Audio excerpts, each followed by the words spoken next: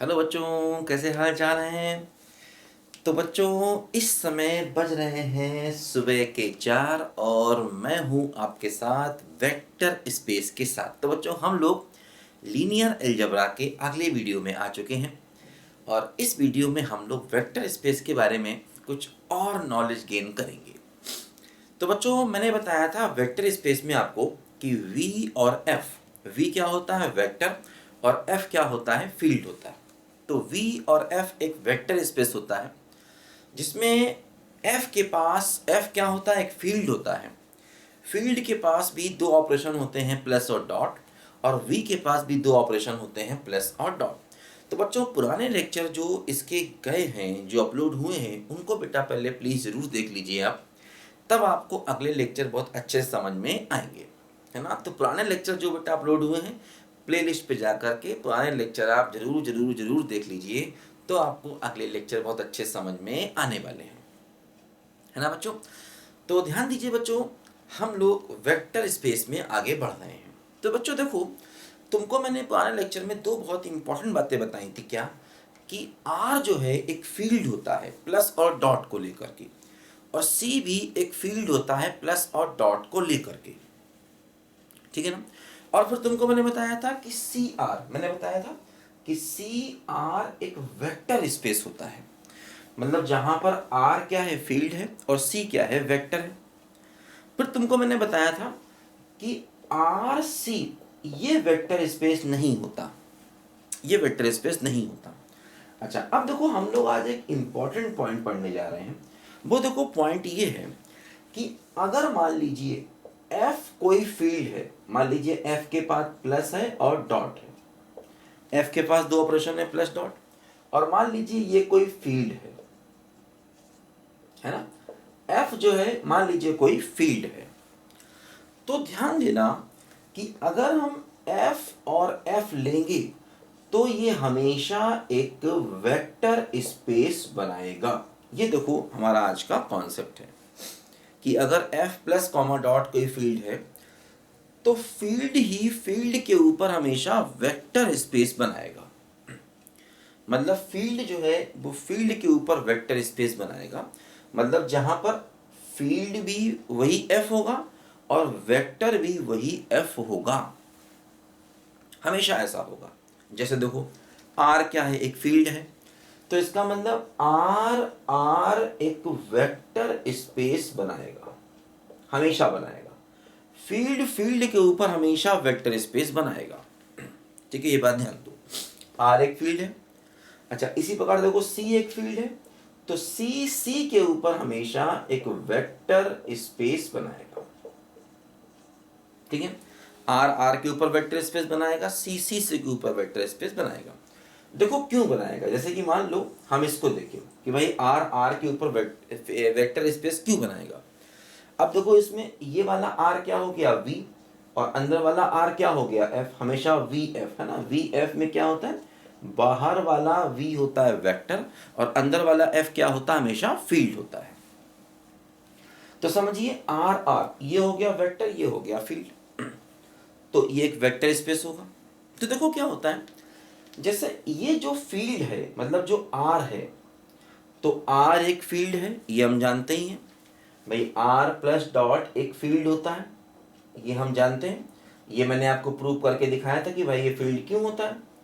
Field होने के लिए वही अपना तीन चीजें होती हैं। क्या? R plus abelian group, R dot abelian group, और dot is distributive over addition. ये बेटा मैं आपको समझा चुका हूं, तो इसको बेटा पुराने वीडियो से अच्छे से पढ़िए, बात समझे। अच्छा, इसके बाद देखो क्या होता है, समझो कि जो ये वाला आर है, ये वाला आर, इसके पास भी वही दो ऑपरेशन है, प्लस और डॉट। इसके पास दो ऑपरेशन है, प्लस और डॉट। बाहर वाला आर ले लो, तो इसमें भी कई चीजें हैं। क्या? जैसे कि प्लस जो है वो इंटरनल होता है। तो प्लस जो होता है वो कैसा होता है? इंटरनल। इंटरनल का मतलब क्या हो गया कि अगर आप दो रियल नंबर लेंगे और उनको प्लस करेंगे तो आंसर हमेशा रियल नंबर ही होगा। और डॉट क्या होता है? एक्सटर्नल होता है। डॉट क्या होता है? बोलो, एक्सटर्नल होता है। मतलब अगर हम एक एलिमेंट बाहर वाले आर का लेंगे और एक अंदर वाले आर का लेंगे तो इनको मल्टीप्लाई करने पर आंसर आर में जाएगा, क्योंकि एक एलिमेंट अगर आप फील्ड में लेते हैं, एक वेक्टर में लेते हैं, तो आंसर हमेशा वेक्टर में जाना चाहिए। तो यहाँ पर वेक्टर भी वही है और फील्ड भी वही है, इसलिए कोई दिक्कत नहीं होने वाली। ठीक है। अच्छा, फिर मैंने क्या बताया था कि R प्लस होना चाहिए, एक अवेलियन ग्रुप होना चाहिए, है ना। तो R प्लस एक अवेलियन ग्रुप होगा, कोई दिक्कत वाली बात नहीं है। R प्लस अवेलियन ग्रुप होता है, ये हमको मालूम है। ठीक है, क्योंकि ये बात यहाँ पे भी आ गई कि R प्लस डॉट एक फील्ड है, इसका मतलब R प्लस अवेलियन ग्रुप है। तो यहाँ पर हम V के रिस्पेक्ट में देख रहे हैं, ये वाला R, ये वाला R क्या हो गया, V हो गया। तो V प्लस एक अवेलियन ग्रुप होता है, ये बात हम जानते हैं। अच्छा, फिर मैंने बताया था कुछ और प्रॉपर्टीज होती हैं। जैसे देखो, एक प्रॉपर्टी ये होती है कि अगर हम A dot U plus V करेंगे तो वो A dot U plus A dot V होगा, और यहाँ पर A भी R से है और U भी R से है। तो ये भी रियल नंबर है, ये भी रियल नंबर है, तो सब कुछ रियल नंबर ही है, क्योंकि यहाँ पर जो फील्ड का एलिमेंट है वो भी R से आ रहा है और जो वेक्टर का एलिमेंट है वो भी R से ही आ रहा है। तो यहाँ पर जैसे कि ऐसा हमेशा होगा, 2 इंटू 3 प्लस 4 करेंगे तो हमेशा ऐसा होगा 2 इंटू 3 प्लस 2 इंटू 4, ऐसा हमेशा होगा। ठीक है। फिर देखो, मतलब ये मैंने बताया था आपको कि अगर A प्लस बी है और डॉट यू है तो क्या होगा, A dot U plus B dot U होगा, ऐसा हमेशा होगा, है ना। A B क्या है, बोलो फील्ड के एलिमेंट, तो वो भी R से आएंगे, और U क्या है, वेक्टर का एलिमेंट, वो भी R से ही आएगा, है ना, क्योंकि यहाँ पर फील्ड भी R है, वेक्टर भी R है। ठीक है। तो जैसे कि मान लो अगर मैंने 2 प्लस 3 लिया और डॉट कर दिया U यानी कि 5, तो हमेशा ऐसा होगा कि 2 इंटू 5 प्लस 3 इंटू 5, ये हमेशा सही है। फिर मैंने क्या बताया था आपको कि मान लो अगर कभी ऐसा हो जाए A dot B dot U, तो A dot B dot U हो जाएगा, ये बात भी सही है, कोई दिक्कत वाली बात नहीं। अच्छा, फिर मैंने क्या बताया था कि 1 अगर F से है और U अगर V से है तो 1 डॉट U हमेशा U होता है। तो यहाँ भी देखो ऐसा होगा, 1 होता है R के पास, R के पास 1 होता है, और कोई भी एलिमेंट आपने ले लिया जो R में है। अब अगर इसको 1 इंटू 2 करोगे तो आंसर क्या मिलेगा, 2 ही मिलेगा। 1 डॉट U हमेशा क्या होगा, U होगा। तो इस तरीके से फील्ड हमेशा फील्ड के ऊपर एक वेक्टर स्पेस बनाता है, और इसी प्रकार कॉम्प्लेक्स नंबर भी कॉम्प्लेक्स नंबर के ऊपर एक वेक्टर स्पेस बनाएगा। जैसे R पे बना रहा है वेक्टर स्पेस, वैसे ही C पे बनाएगा वेक्टर स्पेस। ऐसा हमेशा होगा, फील्ड हमेशा फील्ड पर एक वेक्टर स्पेस बनाता है, ये बात हमेशा कंफर्म है। ठीक है, ये अपने आप में थ्योरम है, ध्यान रखो। ठीक है, देखो एक और हम लोग क्वेश्चन करते हैं।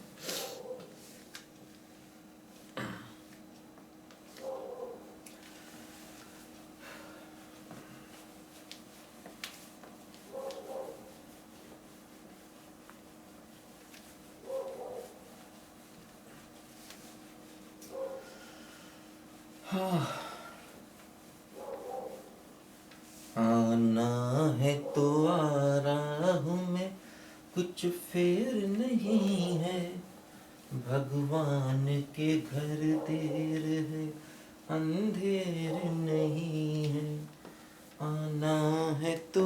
देखो बच्चों ध्यान दो, जैसे कि मान लो हम लोग एक वेक्टर लेते हैं ना, वेक्टर।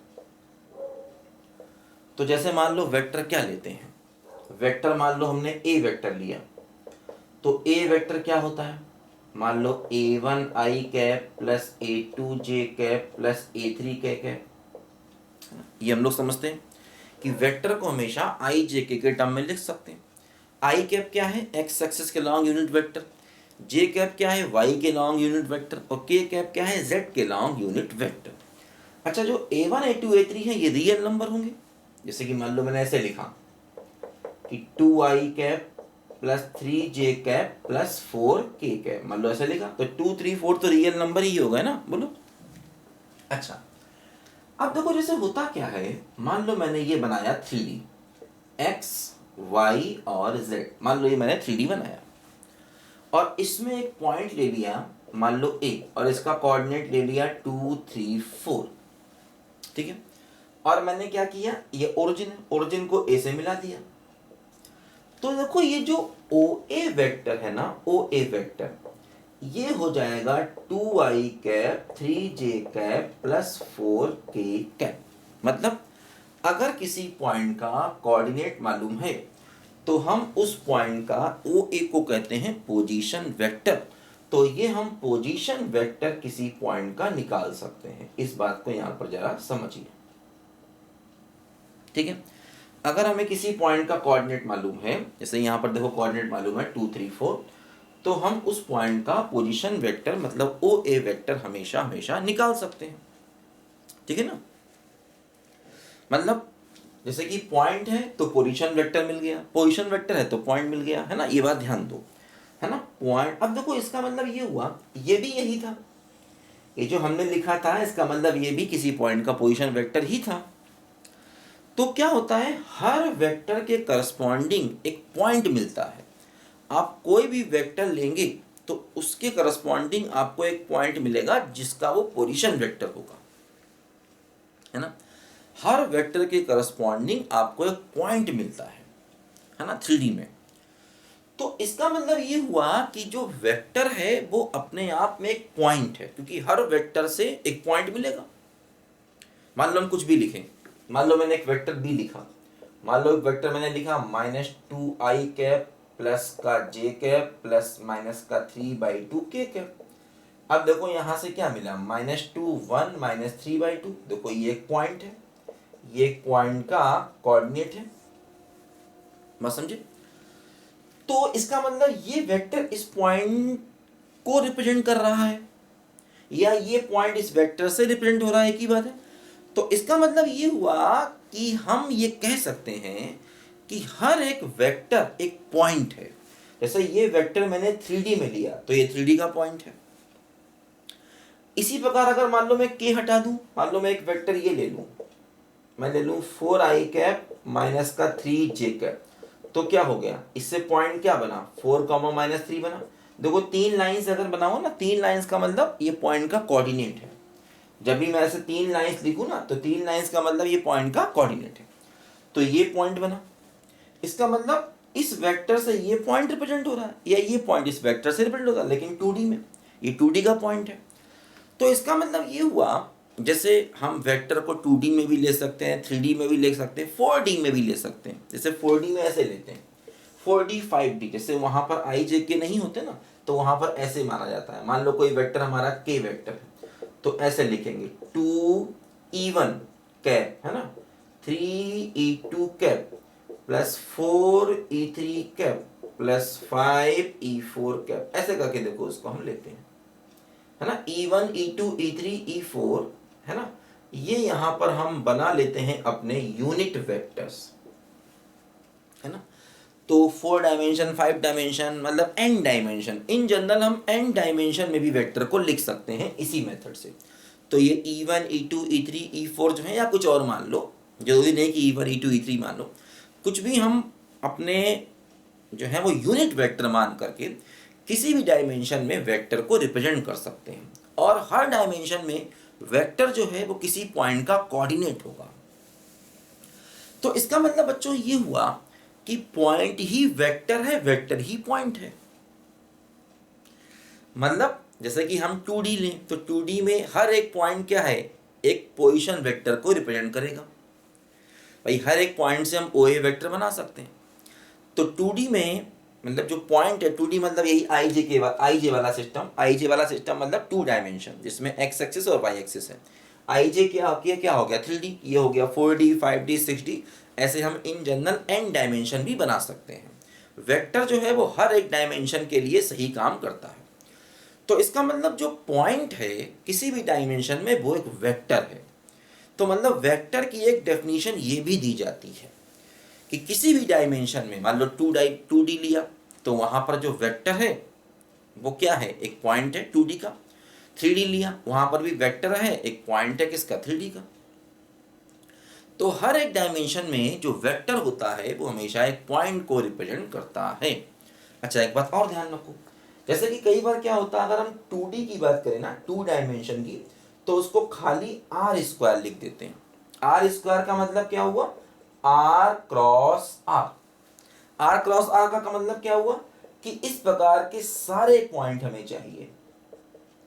इस प्रकार के जितने भी पॉइंट्स हैं ये हमें चाहिए, है ना। क्रॉस प्रोडक्ट का मतलब क्या होता है, पेयर बनाओ। जैसे आपने पढ़ा होगा ना कि मान लो अगर ए ये है, ए कॉमा बी, और मान लो बी ये है 1,2, अगर हम ए क्रॉस बी निकालें तो ए क्रॉस बी क्या होगा बोलो, ए क्रॉस बी क्या होगा बोलो, A1, फिर क्या होगा बोलो A2, फिर क्या होगा बोलो B1, फिर क्या होगा बोलो B2।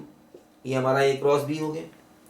तो वैसे ही आर स्क्वायर का मतलब R cross R, R cross R का मतलब इस प्रकार के सारे पॉइंट हमको मिलेंगे। तो इसका मतलब ये हमारा इस प्रकार के सारे पॉइंट का मतलब पूरा 2 डायमेंशनल स्पेस, है ना। तो हम 2D को रिप्रेजेंट करने के लिए आर स्क्वायर का भी यूज करते हैं। तो मतलब पूरा 2D, पूरा 2D का मतलब पूरे 2D में आने वाले सारे पॉइंट्स, और पॉइंट ही वेक्टर है। तो इसका मतलब पूरे 2D में आने वाले सारे वेक्टर्स, है ना, क्योंकि पॉइंट क्या है, वेक्टर है भाई। आर क्रॉस आर का मतलब क्या है, ये भी रियल होगा, ये भी रियल होगा, इस प्रकार के ऑर्डर पेयर हमको मिलेंगे, इनफाइनाइट मिलेंगे, क्योंकि आर तो बहुत कुछ है, आर तो सब कुछ है, रियल नंबर तो सब कुछ होता है, बात समझे। तो इसका मतलब हम 2D का मतलब हो गया आर स्क्वायर, और आर स्क्वायर का मतलब हो गया कि हमें जितने भी 2 डायमेंशनल में पॉइंट्स हैं या वेक्टर हैं सब चाहिए। पॉइंट ही वेक्टर है, वेक्टर ही पॉइंट है। इसी प्रकार आर क्यूब, आर क्यूब क्या हो गया 3D, आर क्यूब क्या हो गया पूरा का पूरा 3D, क्योंकि इसमें जो पॉइंट मिलेंगे वो इस प्रकार के मिलेंगे 1,2,4, मतलब उसमें 3 कोऑर्डिनेट्स होंगे। इसी प्रकार अगर हम r की पावर n लें तो r की पावर n क्या हो गया, n डायमेंशनल स्पेस, ठीक है, n डायमेंशनल स्पेस हो गया r की पावर n। इस बात को जरा यहां पर समझो, ठीक है। अच्छा अब देखो होता क्या है, इसको जरा आप नोट करो यहां पर जल्दी ध्यान से पहले।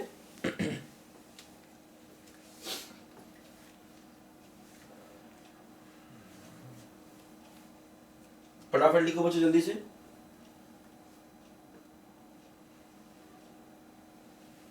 देखो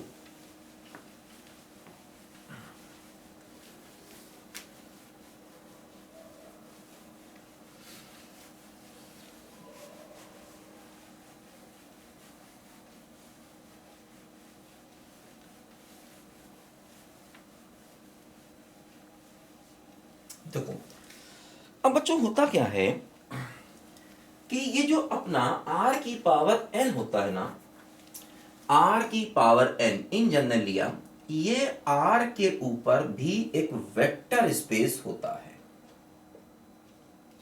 भाई मैंने बताया r की पावर n का मतलब n डायमेंशनल स्पेस के सारे पॉइंट्स, और n डायमेंशनल स्पेस के सारे पॉइंट्स का मतलब पॉइंट ही वेक्टर है, वेक्टर ही पॉइंट है।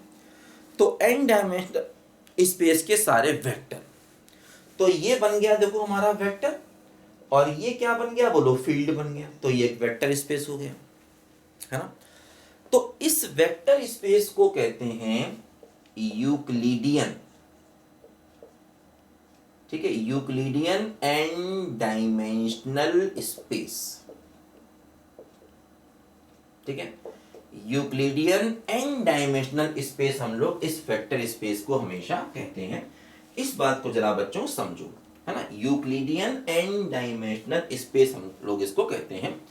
मतलब इसमें जैसे r की पावर n की जगह आप आर स्क्वायर ले सकते हैं, आर स्क्वायर आर भी हो सकता है। जैसे इसी में हम इसी को आर स्क्वायर आर कहेंगे तो ये 2 डायमेंशनल वेक्टर स्पेस हो गया, r की पावर 3 r कहेंगे तो ये थ्री डायमेंशनल वेक्टर स्पेस हो गया। तो मतलब इन जनरल ये एक वेक्टर स्पेस होता है ना, और इसको हम यूक्लिडियन वेक्टर स्पेस कहते हैं। भाई r तो फील्ड है, अब r की पावर n एक वेक्टर बन जाएगा। तो जब r की पावर n, जैसे कि मान लो मैं r की पावर 3 को लेता हूं, मान लो एग्जांपल के फॉर्म में मैंने r की पावर 3 को लिया, तो r की पावर 3 r क्या हो गया, वेक्टर स्पेस हो गया, जहां पर r क्यूब क्या है, 3 डायमेंशनल स्पेस में आने वाले सारे पॉइंट्स या 3 डायमेंशनल स्पेस में आने वाले सारे वेक्टर। अब देखो r के पास तो अपने प्लस और डॉट होते हैं, भाई ये तो एक फील्ड है, फील्ड के पास अपने प्लस डॉट होते हैं। अब r की पावर 3 के पास भी अपने प्लस डॉट है, तो देखो इसके प्लस डॉट कैसे होते हैं, इसका जो प्लस है ना, r की पावर 3 लेके चल रहे हैं, तो इसका मतलब इसका जो प्लस है तो देखो कुछ इस प्रकार होता है। मान लो हमने 2 एलिमेंट लिए A1 B1 C1, है ना, एक एलिमेंट मान लो लिया मैंने, क्योंकि आर की पावर 3 में पॉइंट्स हैं, इस प्रकार के सारे पॉइंट्स हैं, पॉइंट कोऑर्डिनेट्स हैं। और मान लो एक पॉइंट मैंने और लिया, क्या, A2 B2 और C2, है ना, प्लस प्लस देखो कैसे मिलता है।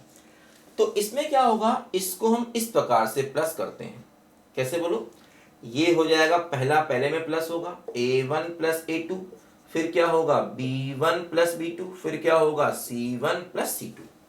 तो इस प्रकार से हम दो एलिमेंट को प्लस करते हैं। और देखो डॉट क्या होता है, डॉट में एक एलिमेंट फील्ड का होता है और एक वेक्टर का होता है। तो मान लो फील्ड का एलिमेंट मैंने के ले लिया, के क्या है, रियल नंबर, और वेक्टर का एलिमेंट मान लो मैंने ये ले लिया ABC, है ना। तो फील्ड का एलिमेंट मान लो मैंने के ले लिया, फील्ड का मतलब क्या हो गया, आर। तो आर का एलिमेंट मान लो डॉट ले लिया मैंने, है ना, और यहां पर डॉट लगा दिया।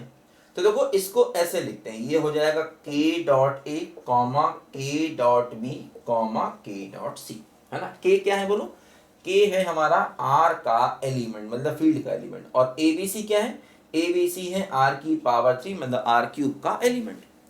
तो क्या हो जाएगा, के डॉट ए कॉमा के डॉट बी कॉमा के डॉट सी, ऐसे देखो यहां पर आएगा ये, बस समझे।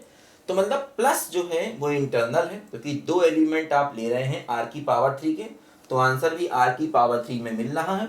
और डॉट क्या है बोलो, एक्सटर्नल है, इसमें हम दो एलिमेंट ले रहे हैं, किसके बोलो, एक ले रहे हैं फील्ड का और एक ले रहे हैं आर की पावर 3 मतलब वेक्टर का, उनको मल्टीप्लाई कर रहे हैं, तो आंसर जो आ रहा है वो आर की पावर 3 मतलब वेक्टर में जा रहा है। देखो एक फील्ड का एलिमेंट एक वेक्टर का एलिमेंट है, तो उनको मल्टीप्लाई किया तो आंसर ये आया। ये क्या है, ये बोलो फिर से आर की पावर 3 का एक एलिमेंट है, बात समझे ना।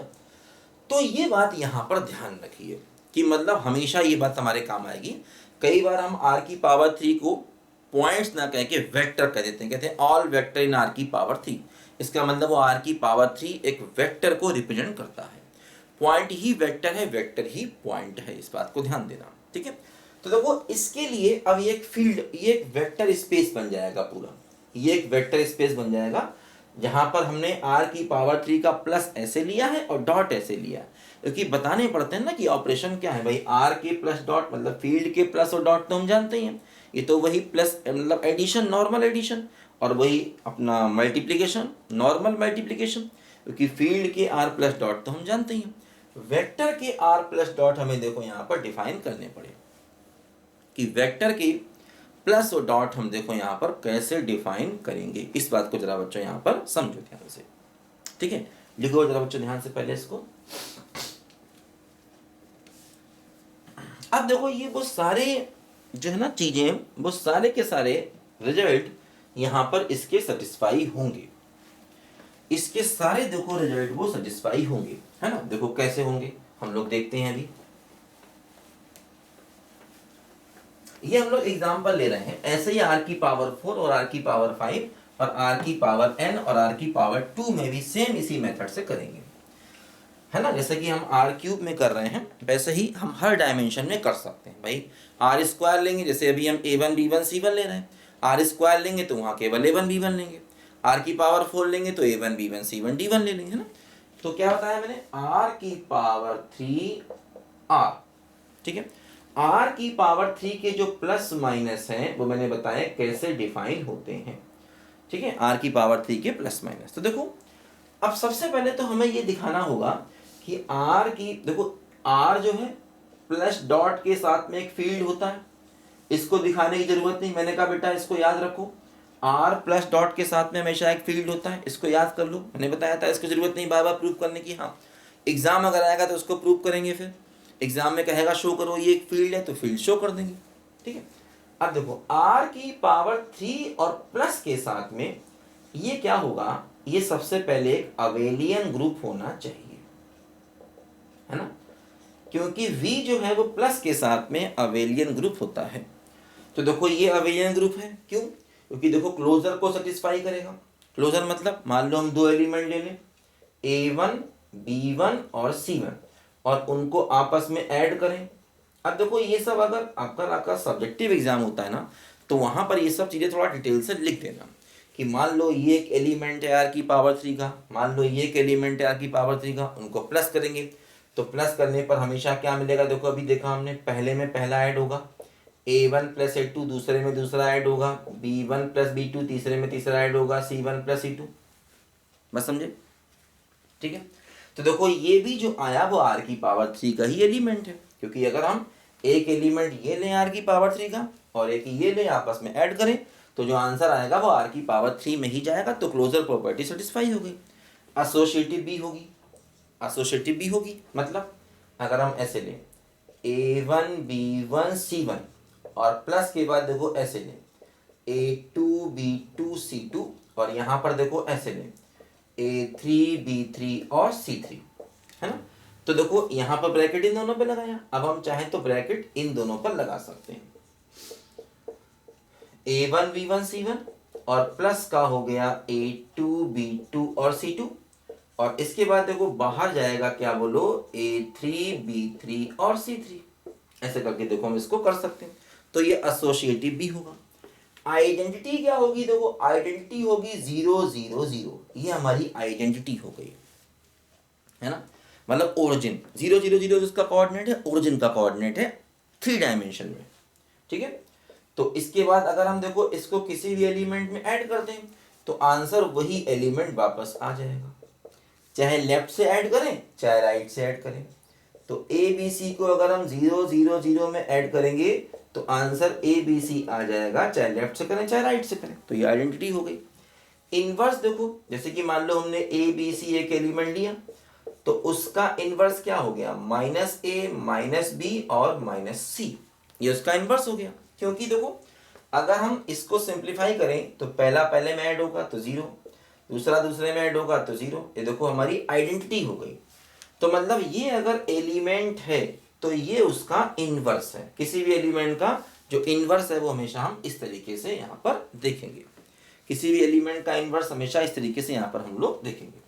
पांचवा क्या है बोलो, कम्यूटेटिव, तो कम्यूटेटिव तो होगा, कोई दिक्कत नहीं, क्योंकि अगर हम a1 b1 c1 लें और प्लस कर दें a2 b2 c2, ठीक है, तो इसको अगर ऑर्डर चेंज करें तो a2 b2 c2 और प्लस क्या हो गया बोलो a1 b1 और c1, तो दोनों साइड हमेशा बराबर होंगे, बस समझे।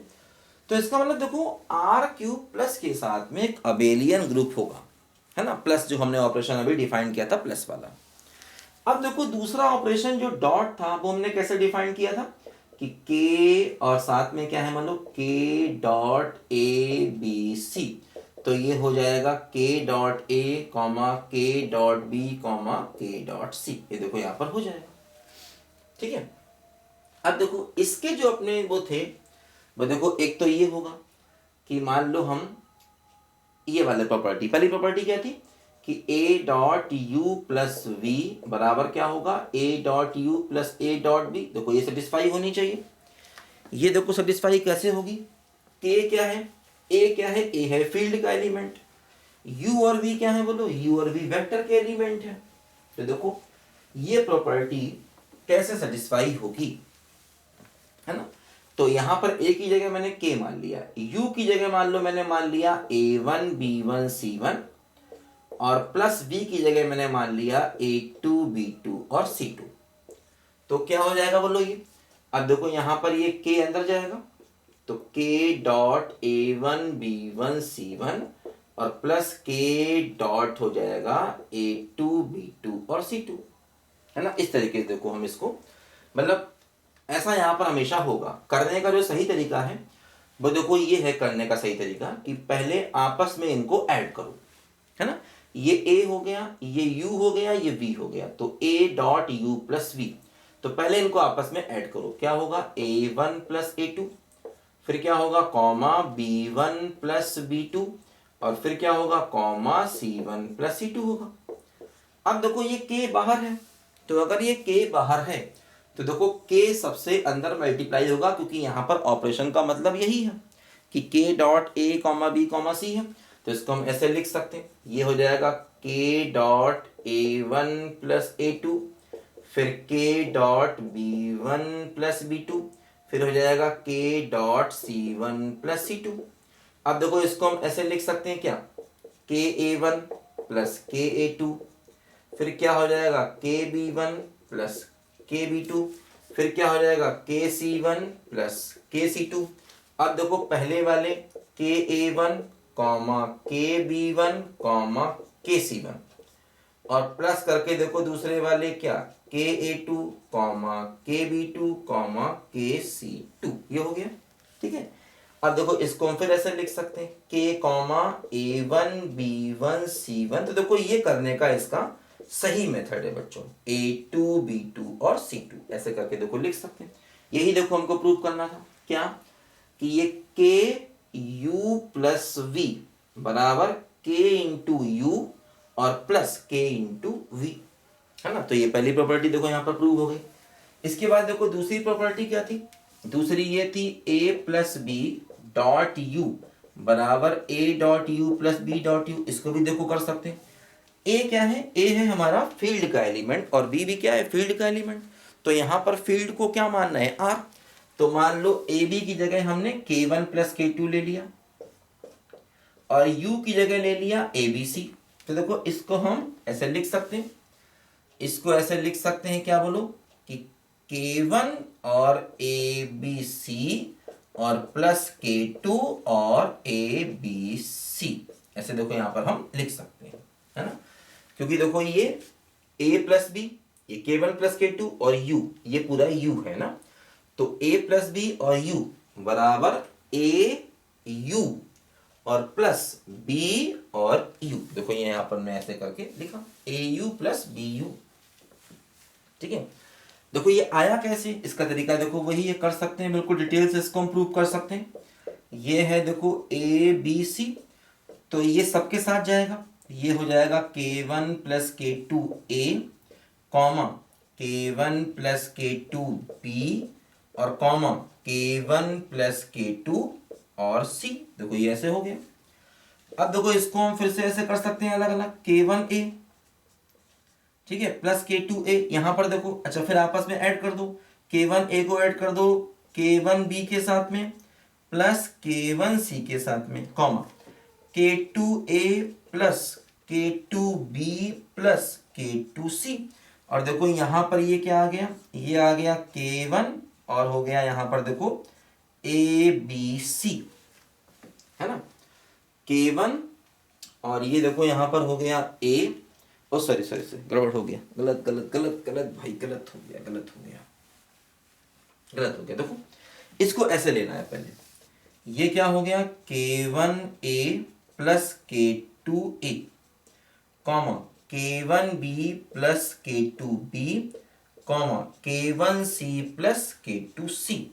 और देखो ये ऐसे हो जाएगा, क्या बोलो, इसको हम ऐसे करके लिख सकते हैं, है ना, अलग अलग करके लिख सकते हैं। देखो K1A, है ना, कॉमा K1B कॉमा K1C एक ब्रैकेट में और plus K2A comma K2B comma K2C एक ब्रैकेट में।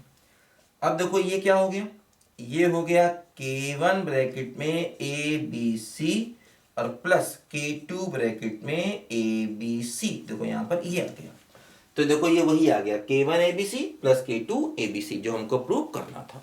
तो इस तरीके से हम लोग डिटेल प्रूव इसको कर सकते हैं जरूरत पड़ने पर, अदरवाइज डायरेक्ट याद रखें कि ऐसा होगा, है ना। जैसे ऑब्जेक्टिव एग्जाम वहां पर डायरेक्ट लिखेंगे, बाकी आपके अगर कोई सब्जेक्टिव एग्जाम आते हैं जहां प्रूव करना, तो वहां उसको प्रूव करना पड़ेगा हमको। ठीक है, अच्छा फिर देखो एक प्रॉपर्टी और भी होती है जो मल्टीप्लाई वाली होती है, ठीक है ना। तो मल्टीप्लाई वाली देख लो बच्चों प्रॉपर्टी क्या होती है।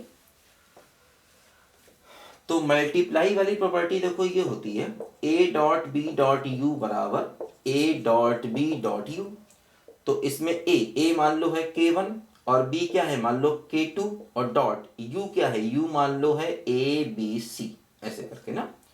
तो देखो ये क्या हो जाएगा, ये हो जाएगा K1 डॉट K2 और U हो गया, हो जाएगा ABC, ऐसे देखो ये हो जाएगा।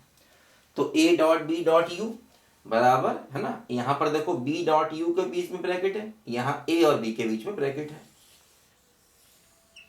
अच्छा देखो इसको हम प्रूव कर सकते हैं आसानी से, पहले इसको इससे मल्टीप्लाई कर दो फिर इसको इससे मल्टीप्लाई कर दो, कर लेंगे ना आसानी से, कोई दिक्कत वाली बात नहीं। अच्छा फिर देखो एक प्रॉपर्टी होती है अपनी क्या, कि अगर 1F में है और U जो है वो वेक्टर का एलिमेंट है, तो हमेशा 1 डॉट U बराबर U होता है ना। तो यहां पर देखो 1 किसका एलिमेंट है, F का, F का मतलब फील्ड का मतलब आर, तो 1 आर में जाएगा। और यू क्या है, वेक्टर का, मान लो ये एलिमेंट है वेक्टर का, वेक्टर यहां पर क्या है बोलो, आर क्यूब है। तो अगर हम 1 को इससे मल्टीप्लाई कर दें, 1.abc, तो क्या होगा 1 इंटू दिस, तो फिर वही रहेगा। फिर क्या होगा 1 इंटू दिस, तो फिर वही रहेगा। 1 इंटू दिस, तो फिर वही रहेगा। देखो ये फिर से किस में आ गया, ये आर क्यूब में चला गया, कि 1 एलिमेंट रियल नंबर का ले लिया और ये ए बी सी ले लिया वेक्टर का। तो 1 इंटू एफ अगर करेंगे, 1 इंटू अगर हम यू करेंगे, तो आंसर हमेशा यू ही आ जाएगा। तो इस तरीके से देखो हमने ये प्रूव कर दिया कि आर क्यूब जो है वो आर के ऊपर एक वेक्टर स्पेस है ना, जहां पर आर क्यूब को हम वेक्टर मानेंगे और आर को फील्ड मानेंगे। ठीक है, और आर क्यूब का प्लस और डॉट कैसे डिफाइन है ये मैंने आपको समझाया कि आर क्यूब का प्लस का मतलब, अगर आपने दो एलिमेंट ऐसे करके आर क्यूब के ले लिए, तो इसका प्लस जो है वो हमें ऐसे लेना है कि पहले को पहले से ऐड करना है और दूसरे को दूसरे से ऐड करना है और तीसरे को तीसरे से ऐड करना है। और डॉट कैसे लेना है कि के डॉट ए बी सी अगर मेरे पास है, तो इसको लिखेंगे के डॉट ए कॉमा के डॉट बी कॉमा के डॉट सी, ऐसे करके इसको हम लिखेंगे। तो ये इंटरनल ऑपरेशन होता है प्लस, और डॉट हमेशा क्या होता है, एक्सटर्नल ऑपरेशन होता है। तो जैसे आर क्यूब में किया वैसे ही बिल्कुल आर स्क्वायर में, वैसे ही आर फोर में, वैसे ही बिल्कुल आर की पावर एन में भी हम लोग कर सकते हैं। ठीक है बच्चों, तो ये देखो बच्चों, ये सब बेसिक और इम्पॉर्टेंट चीज़ें हैं जो हर समय आगे चल के हर क्वेश्चन में यूज होंगी। तो ये सब बेटा हमको दिमाग में रखनी है, हमेशा ध्यान रखना। ठीक है, ये सब हमें अपने दिमाग में बिल्कुल फिट करके रखनी है कि आर क्या है, आर क्यूब क्या है, वेक्टर क्या है। देखो देखो वेक्टर की एक नई डेफिनेशन सामने आई कि कोई भी पॉइंट जो है वो वेक्टर को रिप्रेजेंट कर सकता है।